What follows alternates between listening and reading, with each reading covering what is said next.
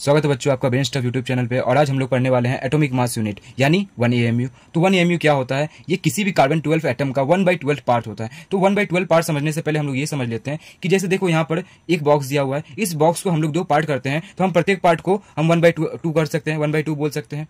और वैसे ही दूसरा एक बॉक्स दिया है, इसका अगर हम लोग 4 पार्ट करते हैं तो हम लोग प्रत्येक पार्ट को 1/4 पार्ट बोल सकते हैं इस बॉक्स के लिए।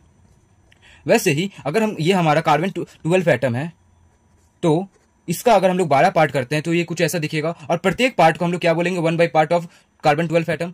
तो यही होता है हमारा 1 AMU। किसी भी कार्बन एटम का 1/12 पार्ट ही हमारा क्या होता है? 1 AMU होता है। और 1 एटॉमिक मास को अगर यानी 1 AMU को अगर हमको मेजर करना है या उसका वैल्यू निकालना है तो हमको क्या करना पड़ेगा? एक कार्बन 12 के एटम का मास को 1/12 से मल्टीप्लाई करना पड़ेगा। तो हमको क्या निकल जाएगा?